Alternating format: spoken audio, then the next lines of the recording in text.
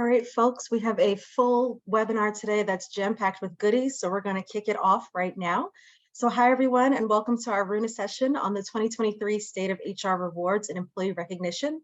We're really excited to be bringing this webinar and content to you all today. It's really full of great actionable insights, and I think you'll all walk away having learned something new and informative to add into your HR programs. So without further ado, I'm going to present our presenters today. First up, we have Brendan Miller, who's the Chief Marketing Officer here at Runa. And then we're also joined with our special guest, Joel Tobias, who's an employee benefits and rewards industry expert with a wealth of expertise and the Director of Alliances at Perkbox today. We're going to learn a lot from both Joel and Brendan. So without further ado, Brendan, I'm going to pass it on over to you to jump into our agenda and get us started.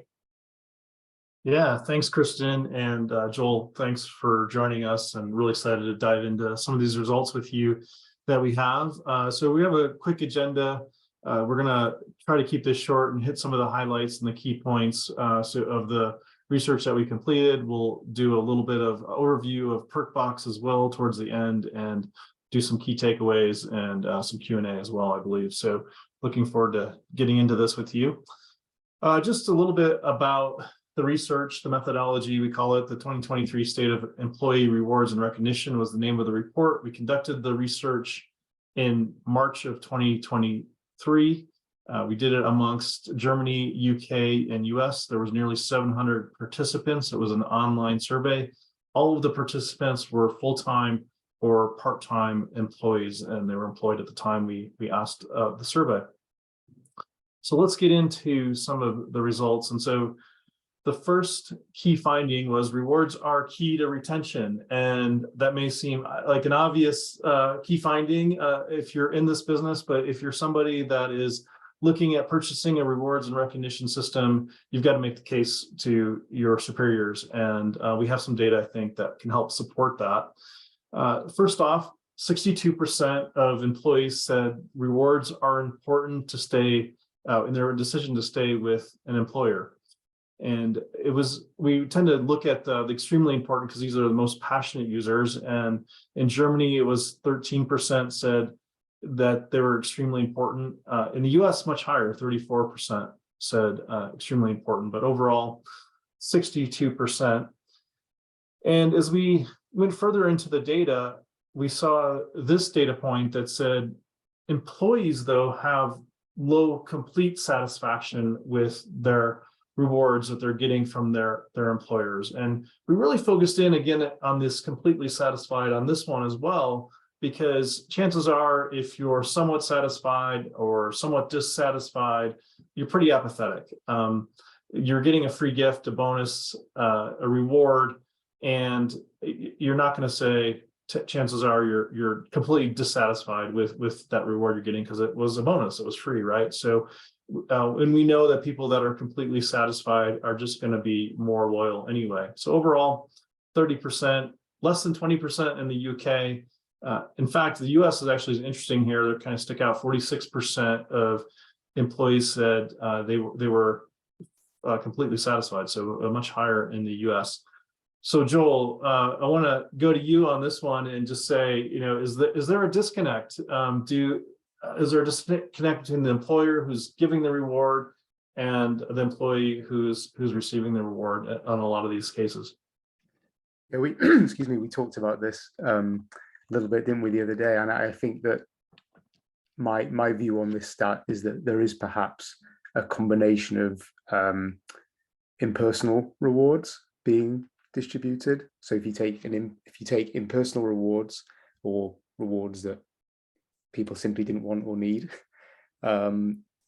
combine that perhaps with hard to navigate catalogs of rewards or hard to navigate programs, or even seeing rewards that are perhaps unattainable, and you combine those things, I think that they are probably the drivers of that disconnect. Yeah. And so what do employers have to do? Is there a way that they can fill that gap?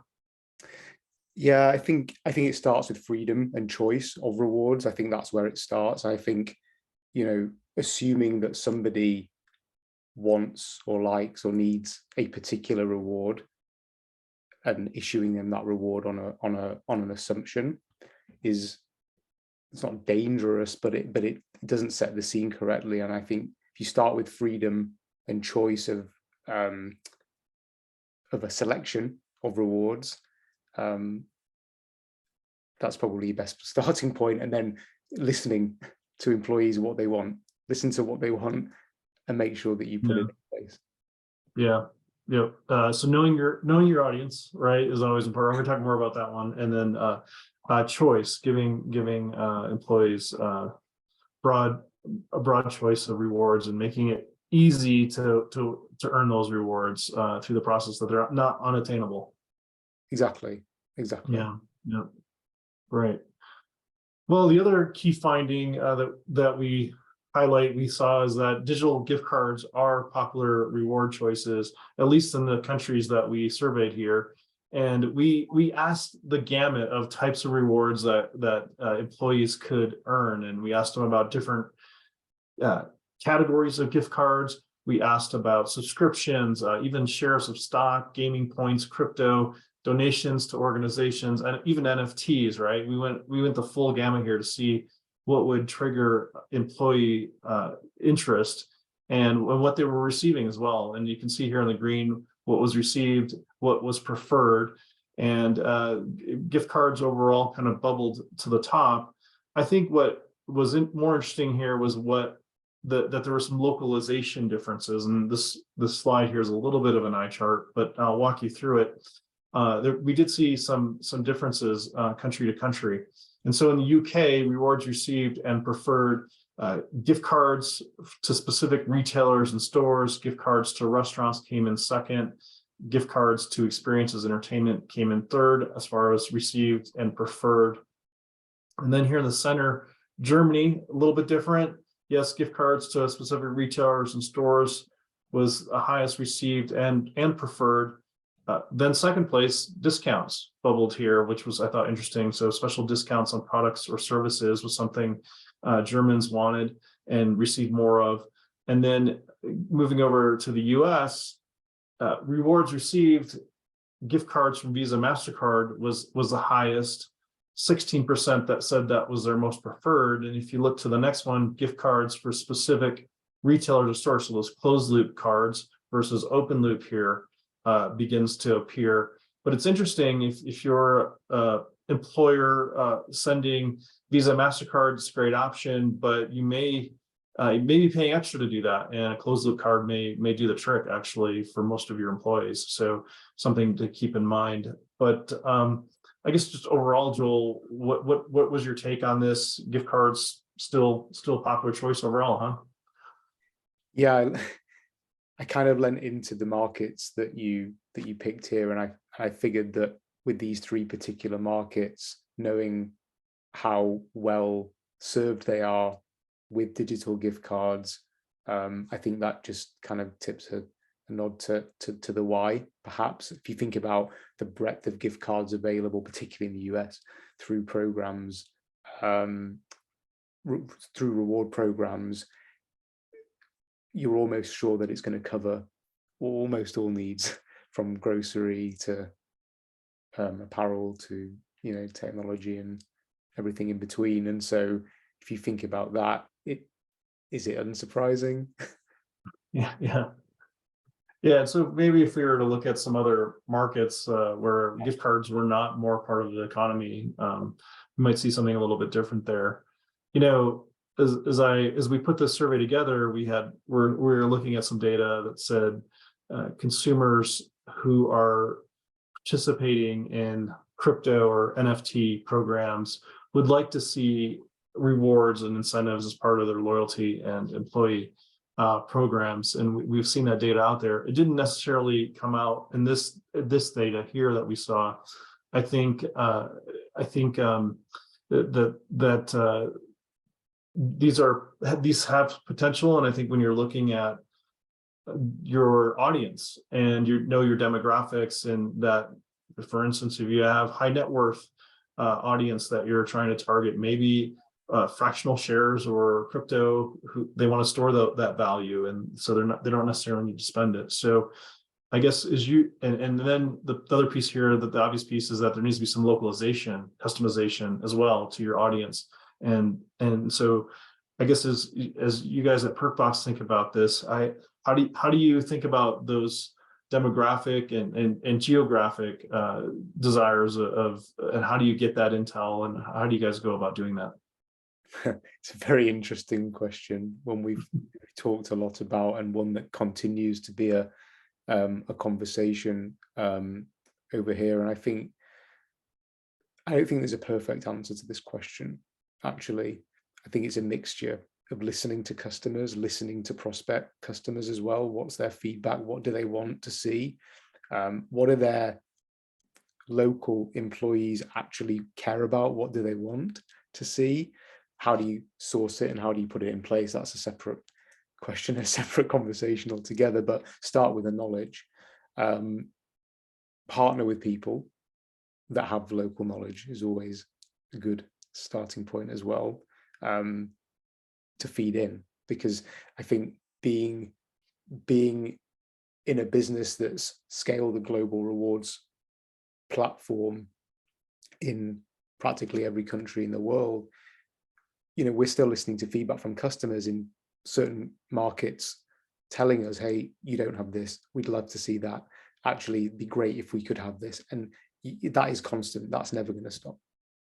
Yeah and just a plug for Runa, we have that data a lot of times across our platform, and we can see what consumers are using in different geographies as well on our platform, and can help provide some of that. So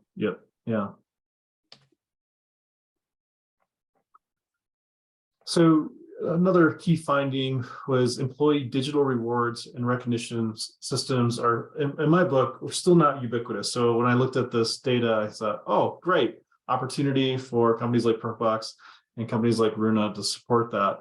And nearly half of the employee rewards they're receiving are still physically delivered rather than digitally. And we asked about how employees programs are administered, and it was kind of pretty even across all the different geographies. And so a lot of employees said that they were physically handed a gift card or some type of reward by their HR manager or by their manager. Another 50% or so said that it was via some type of automated system, which is good, but there's still a gap there. Like, there's a lot of opportunity. And we also asked about sort of on-demand systems, like can you bonus employees or your colleagues, or on demand? Is there a system to do that integrated into kind of the overall system? And that's still kind of low. So the first thing I saw here is that there's a gap, there's opportunity. You and I were talking about this the other day, and I thought you made a really interesting point, was that there is a space for physical rewards. There is some occasions where employees may want to receive a physical gift, and that it's not always in a digital world. So I don't know, maybe you talk a little bit more about that. That was really interesting. Yeah, I was thinking about it earlier as well, those use cases for actually this statistic around people being handed literally with a handshake a reward, under what circumstances are these things happening? Is it in reviews, one-on-one reviews? Is it happening in town halls, or all hands type scenarios, award ceremonies? Those types of events really lend themselves very well to the handing of a physical reward. And then I got thinking about, well, what about remote first companies? What about companies with globally dispersed teams? How does that play out? And so I think it comes full circle to digital. Yeah, I think so. Yeah, I think it has to. Yeah, the shipping on a Weber grill is not cheap when it goes cross border, right? Right. Yeah, exactly. Also very hard to give somebody a Weber grill in the office. Yeah. I question on just overall, and maybe you can talk a little bit about Perkbox or just your industry background here, about how did these, especially if somebody's looking at investing in a system, a program for their company, how does this integrate overall with their other HCM platforms, HR management systems that they may be running? So we've seen integrations with HRIS providers being very well received, because what it does is it reduces the administrative burden for the HR, the central HR function, the administrator of say Perkbox or Perkbox-like solution and their HR system. Having them separate is just doubling up on effort. So if you can integrate the two, which we do and many others do, you're going to save that person a lot of time and headaches. Allowing employees to then seamlessly move between systems is a whole different ball game. It starts with single sign-on and ends with full integration. Yeah. And are most of the HCM platforms that are out there now, the SaaS-based ones, I'm assuming they have APIs that can connect and make that transition and the user experience more simple? Yeah, exactly. When I think of integrations, I think about reducing the headache and the pain for the HR. That's where I primarily start when I think about integrations. Because administering a reward and recognition program or a benefits program and taking care of your core software for your organization, if you don't have to think twice, that's going to save you many hours. Yeah. Great. So just one last data point here from highlights of the research, and this was establishing a reward cadence and trying to optimize your program for consistency of rewards, and that employees saw benefit of this. And we saw that over 20% of employees state that the rewards were not given regularly, that some were given quarterly, some were given annually. 21% said not regularly. And I got to think that if there's more consistency in the program, that there's going to be higher satisfaction and higher loyalty with it and usage. I guess, are there ways that whether it's Perkbox or generally in the industry, that you see systems supporting a regular cadence, or they can help trigger more consistency, I guess, across giving rewards? I was thinking about this earlier, and I kind of came back to this concept of rewarding and recognizing employees not being a box tick exercise and actually building a culture of appreciation. I think that's where it starts, because if you only recognize / reward individuals on a annual basis, like that's sort of saying, oh, we have to do this, we got to, oh, here we go, who are we going to reward this time around, right? But if you have a complete culture of appreciation, where culturally you are embedding recognition into your kind of mantra, your DNA, it becomes the norm and it doesn't become for show. And I think that's where you move from doing grand gestures annually to little and often and meaningful frequently. No. Yeah, there's a term in the loyalty industry, surprise, or retail industry, surprise and delight, right? And I think that rule applies here as well, is that to generate that consistency, if you can use the system and use those opportunities to surprise and delight people, that you'll drive that traction with them. Exactly. And I think if an organization's gone to the length of putting in, say, a recognition system within its organization, what it will enable that business to do is to highlight and identify unsung heroes, people's soft skills, stuff that perhaps you wouldn't necessarily observe day to day. Then the question becomes, okay, now we know all of this about these people. We know that they're actually adding huge value outside of their day job, how do we tie that to a reward system? Yeah. Yeah. And you can't do that half-baked. I think you've got to really want to culturally invest in that. Yeah.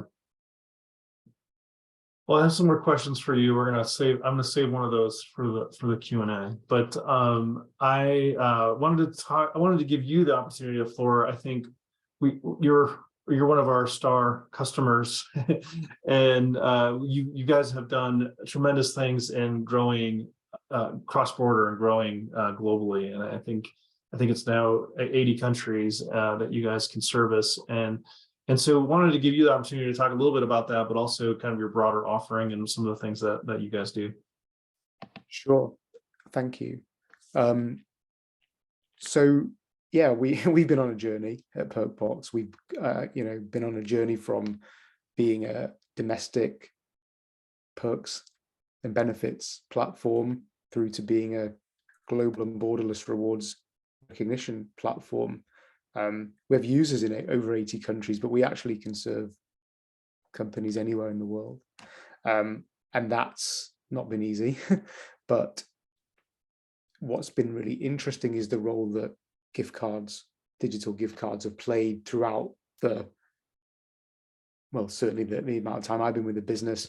Gift cards have been very prevalent throughout the platform, whether it's through the perks product, and still very much a big part of that today, and leveraging all of that content to pivot into global rewards was truly very exciting, because the sheer volume, as we've seen, of content available to us and therefore our customers and their employees is very relevant. Yeah. Yep.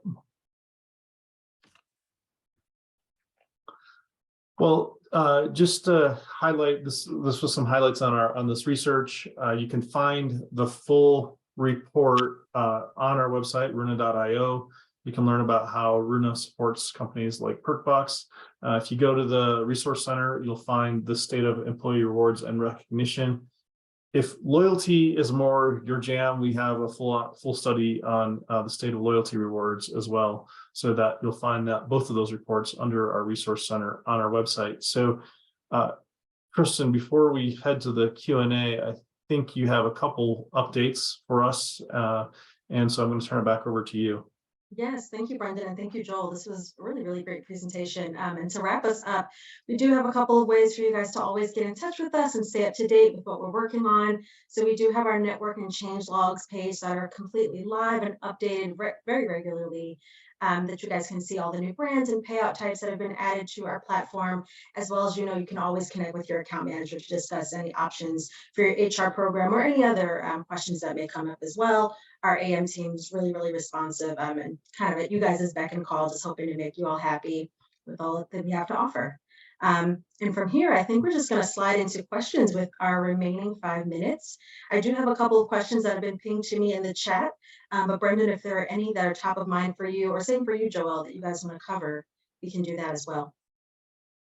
Yeah, we'll jump into those. I guess to kick things off, the one question or first question I had for Joel was, what are some of the key features and functionalities that distinguish sort of a robust rewards and recognition system from others? So when you look at best in class, what are the top 3 or 4 things that you would look for versus something that it's not best in class, I guess? I start with having a consumer grade experience, not just for the employee, but for the employer and managers using the system. Because if you think about it, nobody's going to want to adopt and really use a clunky, hard to navigate, painful system. So consumer grade experience is where I think you need to start. Obviously, content is key, because if you don't have the correct content, like we've talked about, you can look great, but doesn't do, there's no engine in the Ferrari. You're not going anywhere.